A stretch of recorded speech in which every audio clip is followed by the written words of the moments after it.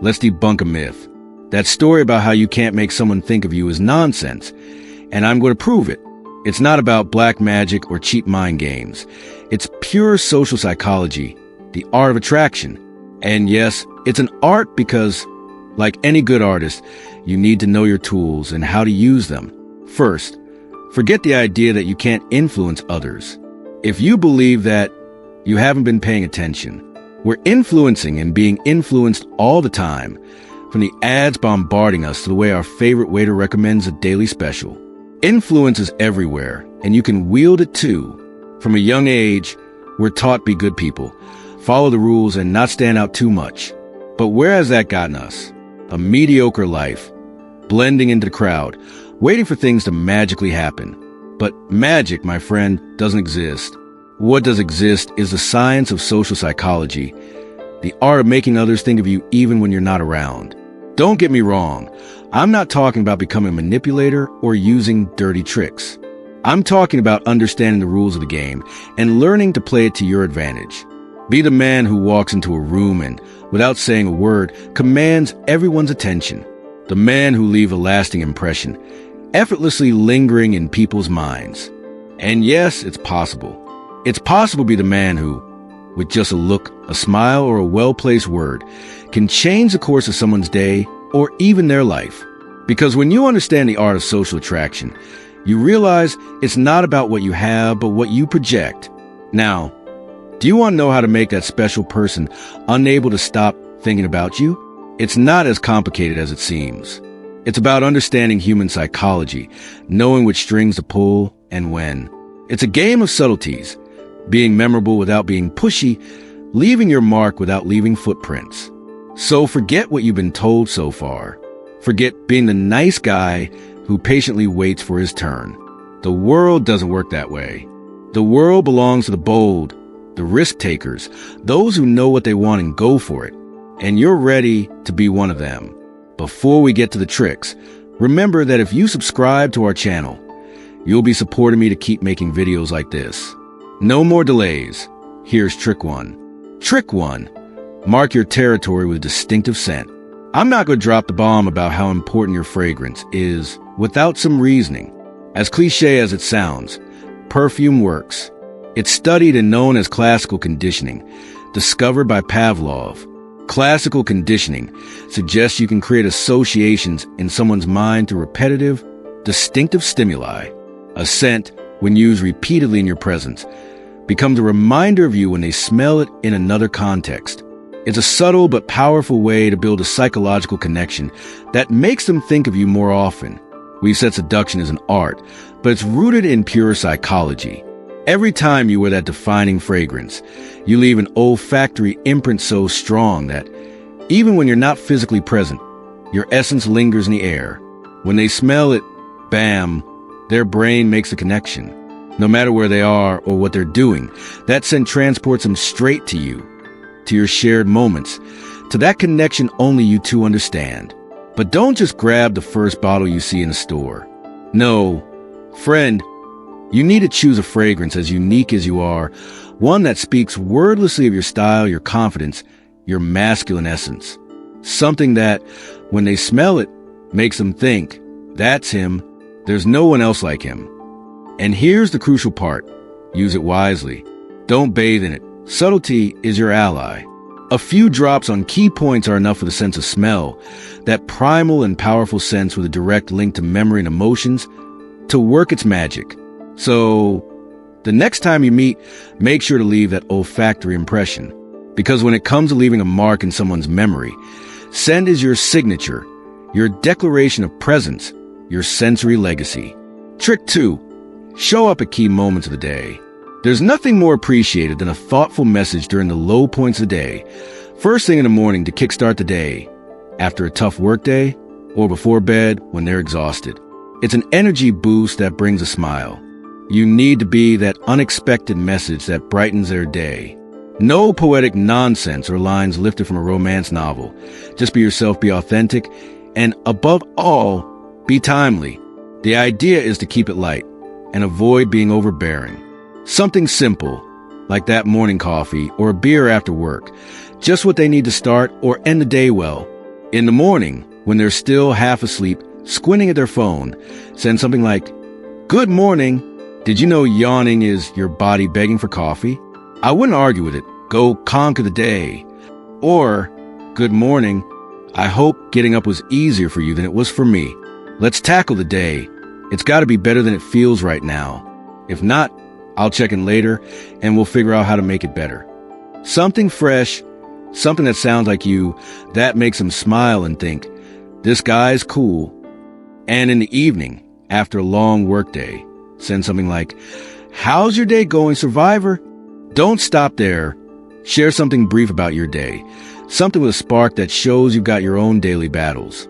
The key is naturalness, being that breath of fresh air that arrives unannounced but is always welcome. Don't overcomplicate it. You don't need to.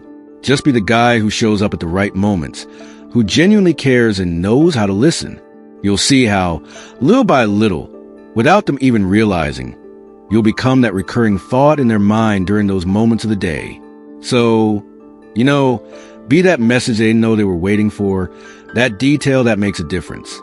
What matters is being remembered, not for what you say, but for how you make them feel. Trick 3. Cultivate presence without imposing your existence. Life is a chess game, not checkers. Every move must be calculated, every gesture measured. Be the knight on their board, not a pawn on yours. Protect without possessing, care without confining. Like an alpha wolf, mark your territory, not with teeth and claws, but with strength and respect. Your presence should be like an urban legend. Everyone talks about it, but few have seen it. Be the mystery that sparks their curiosity, not the open book they've read 1,000 times. Let them seek you out in a crowd. Let them feel the absence of your voice and silence. Don't become their shadow, be their refuge. Let your words be few but full of meaning.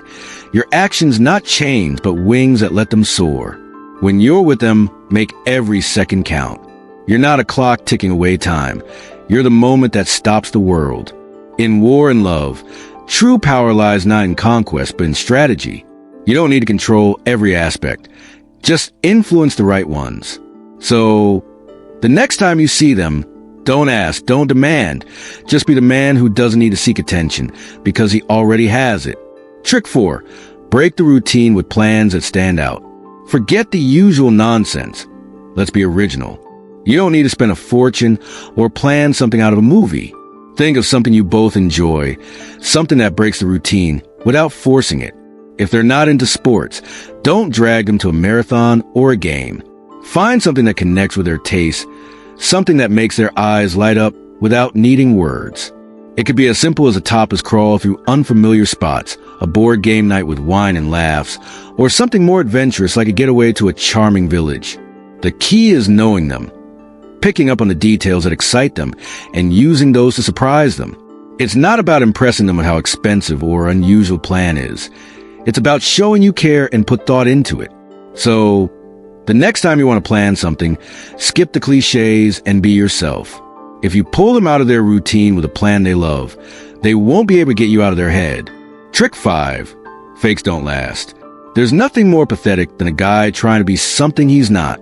Fakeness can be smelled from miles away, and it repels more than a sweaty sock after a game. Let's say you're a master at pretending, and they don't notice. Have you thought it through?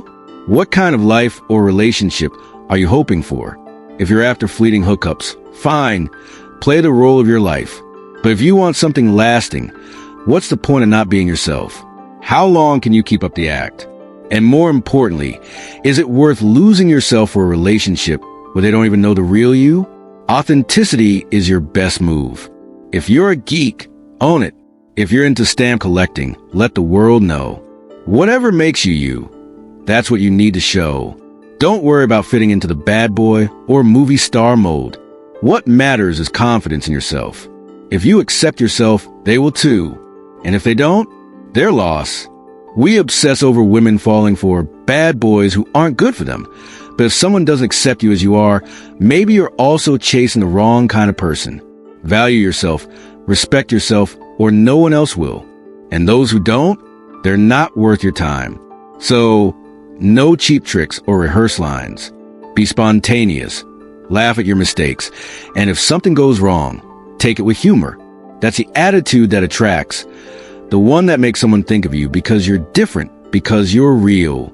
In short, be the guy who doesn't need tricks to get attention. When you're genuine, you don't need to ask people to think of you. They just will. Trick 6. On social media, more isn't better. Social media is like a shop window where we all display our best stuff. But you need to be smart about it. Don't turn your profile into a reality show just to prove you're an interesting guy. If you're constantly posting about your adventures or how much fun you're having, it might look like you're more focused on your phone than living in the moment. And that's not attractive. If you start following all their friends and liking every post like there's no tomorrow, you'll come off as a creep, not a Romeo. Moderation is key. If you're posting cryptic messages or statuses only they understand, you'll end up looking like a puzzle book, and that gets old fast. Use social media smartly. Post things that genuinely reflect who you are, your interests, your passions. If you love music, share that song you're obsessed with. If you're handy, show off that project you're working on. Authenticity, like we talked about before. And when they post something, don't dive into comment right away. Give them space. If you have something genuine and sincere to say, go for it. But if it's just for the sake of saying something, let it go. Social media is just an extension of you, not your whole identity. Connect, but don't get tangled up. If there's real chemistry, you won't need to do online acrobatics to stay on their mind. Trick 7. The greatest attraction is self-confidence. Confidence isn't something you slip on like a soccer jersey for a Sunday game. It's something you build day by day. Like those abs you want to show off in the summer. Standing tall and speaking firmly are the basics. But if all you've got is a facade, it'll show. Let's be real. How many guys act confident, but have less emotional stability than a house of cards? We all want to be the James Bond of our own movie. But if you're lost inside and don't respect yourself even a little, it'll show. Don't kid yourself. If you can't look in the mirror and say, this is me and I like who I am, don't expect them to. And here's the harsh truth. If you're more focused on pleasing them than liking yourself, you've got a problem. That's not confidence. That's neediness, and neediness stinks. It pushes people away. So stop Googling how to be more confident and start building it. We've got plenty of videos on this channel about it. Do things that challenge you, that push you out of your comfort zone. Learn to be alone without feeling lonely. And when you're with them, let it show that you don't need their approval to feel good about yourself. Because if you can't love yourself, how the hell do you expect someone else to? Value yourself. And if they don't see it, too bad for them. There are plenty of fish in the sea, and you've got a fishing rod. Trick 8. Details matter a lot. This is simpler than it seems, and it's absolutely crucial. It's not about interrogating them every time you talk. It's about paying attention to the little things they share. Maybe they love paella or spent summers in Cutties as a kid. Those little details are what count. But be careful. There's a fine line between being interested and being a stalker. Don't go digging into every detail like you're Sherlock Holmes. Interest, yes. Obsession, no. If you start questioning every tiny aspect of their life, you'll seem like you're building a psychological profile on them. And when they share one of those gems about their life, react like a normal human being, no poker face or acting like they just reveal their royalty. Naturalness is what matters. For example, if they mention they love art, don't start rambling about Picasso if you know nothing about him. Say something like, "Oh, cool. I'd love for you to tell me more about that." Show real interest. Don't play a character. And if you happen to know something about the topic, share your perspective. But don't be overbearing. Let it show that you enjoy talking to them without it feeling like an oral exam. The key is empathy. Putting yourself in their shoes and understanding why those details matter to them. And when you do it because you genuinely care, not because you're following a script to stay on their mind. Be yourself and value what they share with you. Those details are what make someone think of you because they show you care. And that, my friend, is pure gold. These tricks aren't for memorizing and parroting. They're for making your own, adapting to your style, your life. What matters isn't how much people think of you, but how they remember you when they do. And without a doubt, the best advice I can give you is this. Pretending to be someone else gets in the way of meeting the person who's truly right for you. Be stoic. Don't waste time or energy. Strategy, objectivity, and action. Life's too short to do anything else. If you liked the video, don't forget to give it a like. So I know. Until the next one, my friend,